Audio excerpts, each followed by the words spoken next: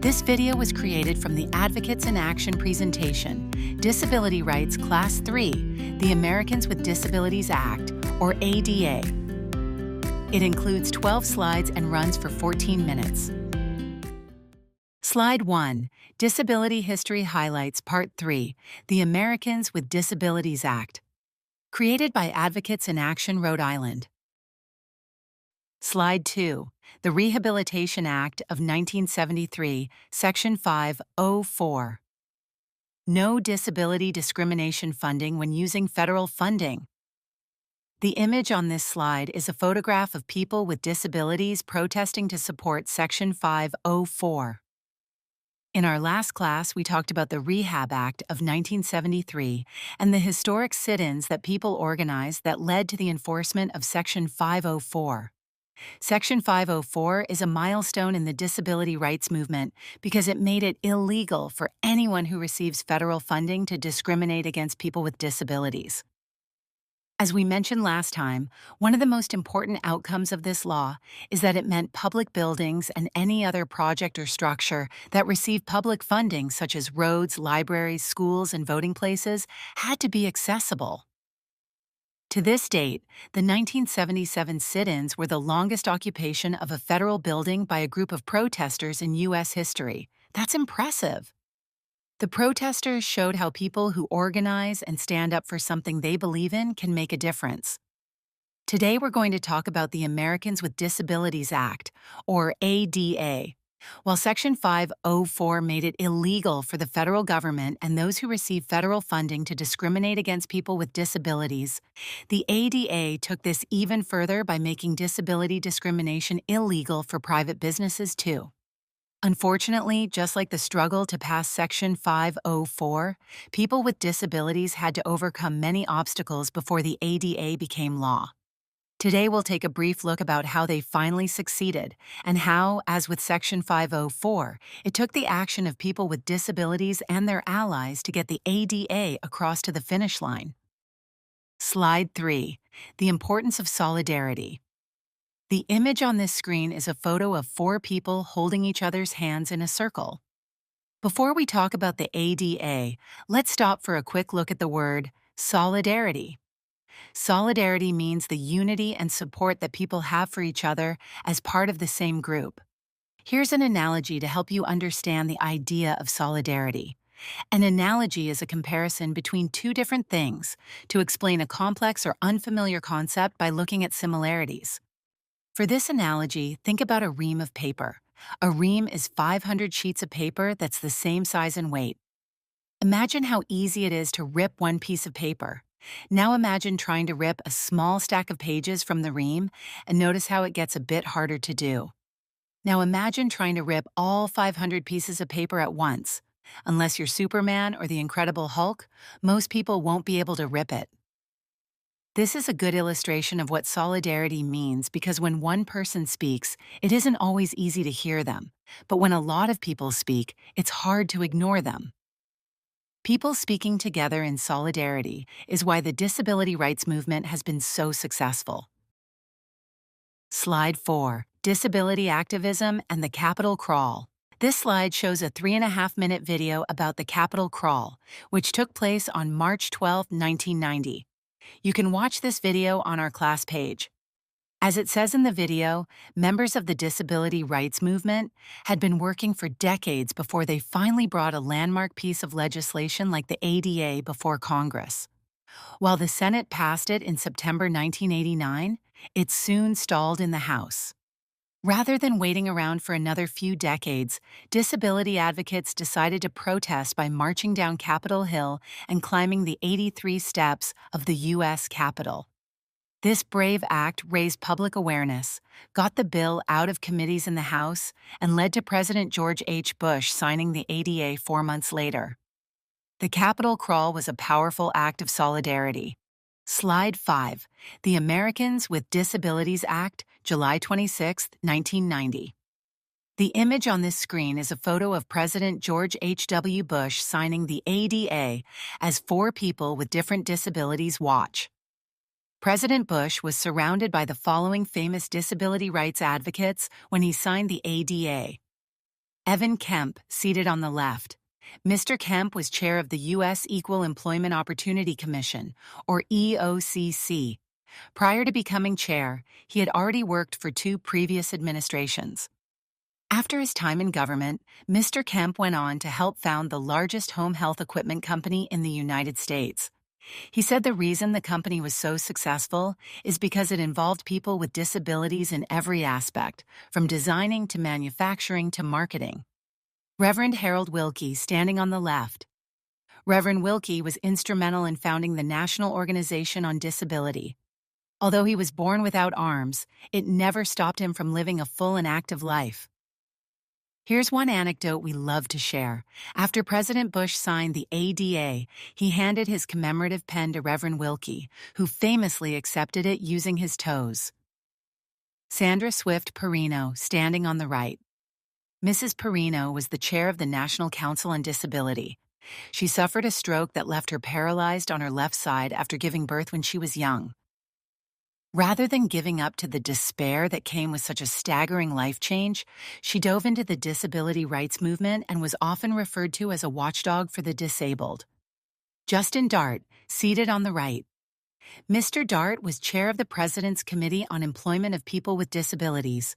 To many in the disability community, he was known as the father of the ADA and was instrumental in its passage. On July 26, 1990, President George H.W. Bush sat with these heroic disability leaders and signed the ADA, with his now famous words, "Let the shameful walls of exclusion finally come tumbling down." He may have only been a one-term president, but during that time, he signed the most powerful and significant pieces of legislation ever written to protect the equal rights of Americans with disabilities. Slide 6, about the ADA. This slide shows a 6-minute video about the Americans with Disabilities Act. As it says in this video, the ADA was a historic act that changed the course of history for Americans with disabilities in just about every aspect of life. Section 504 was aimed at preventing disability discrimination in the federal government and wherever federal funding was used. The ADA built on this by making discrimination against people with disabilities illegal in the private sector too. To be clear, it is not about giving people with disabilities special rights. It's about creating and upholding equal opportunities for everyone. In the next few slides, we'll look at how the ADA does this. Slide 7, the ADA, from passage to implementation. The images on this slide are 3 text boxes. The first box, which is written in red, says Data Law is passed. The second text box, written in yellow, says Date Regulations are issued. The third text box, written in green, says Data Law goes into effect. The ADA is divided into 4 sections, or titles, which address different areas of discrimination. While President Bush signed the ADA into law in 1990, it took several years for the different titles to become effective. The effective date of a law is the time when the government begins to enforce it. The effective date almost always comes after the time an act is signed because the government needs time to write the regulations about how to enforce it. Fortunately, Congress issued regulations for all 4 ADA titles in 1991. As we'll see in the next few slides, their effective dates came relatively soon after that. Slide 8, Title I of the ADA, Employment. The image on this slide is a photo of person who uses a wheelchair working at a computer. Title I became effective for business with more than 25 employees in 1992, and for businesses with more than 15 employees in 1994. Title I says a business can't discriminate against current or potential employees because they have a disability. Instead, they must provide reasonable accommodations to make sure that people can apply for and do their jobs. A reasonable accommodation is any change to a job, application process, or work environment that enables a qualified person with a disability to perform their essential job duties. It is not a special accommodation. It's called a reasonable accommodation because the adjustments an employer makes must provide equal opportunity without creating an undue hardship for the business. An undue hardship is something that would cause a business significant difficulty or expense. These are decided on a case-by-case basis. An example of undue hardship is if an employee of a small business that has a limited budget asks it to install a commercial elevator.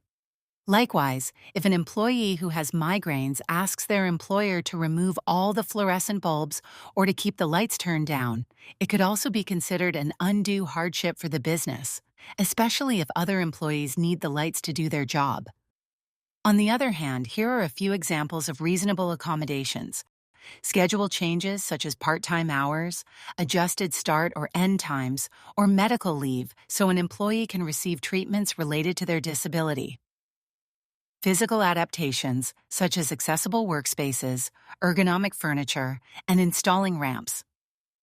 Technology and equipment such as screen readers, speech-to-text software, and amplified telephones. Slide 9, Title II of the ADA, State and Local Government. The image on this slide is a person who uses a wheelchair voting alongside other people. Title II became effective in 1992. Title II is about making sure that state and local governments are accessible to people with disabilities. While Section 504 covered federally funded programs and services, the ADA expanded this to state and local government. Accessible voting places are an example of Title II in everyday life. While local elections may not involve the federal government, they still need to make sure that everyone is able to cast their vote. Slide 10, Title III of the ADA, Places that are open to the public. The image on this screen is a photo of a man who uses a wheelchair shopping in a store, alongside a woman who doesn't. Title III became effective in 1992. Title III makes sure that businesses and other places that are open to the public are accessible for people with disabilities. For example, movie theaters need to have a certain number of accessible seats, and parking lots need to have one handicapped spot for every 25 parking spaces. Slide 11, Title IV of the ADA, Telecommunication. The image on this slide is a photo of a person who is deaf using a video relay service to talk with another person. Title IV became effective in 1993. Title IV of the ADA helps ensure that people who are deaf and hard of hearing can use public communication, such as telephones, the same as people without disabilities. These accommodations include providing free telecommunication devices that people can use instead of regular telephones. They also include offering a free relay service. To use the relay, people who are deaf use a special device to type a message that a relay worker will then read to the person they're calling. Then the relay worker types what that person says and sends it back to the caller. Title IV also requires the telecommunication industry to provide a similar service using video relay. In Rhode Island, you can reach the relay service by calling 711. Slide 12, That's all for now.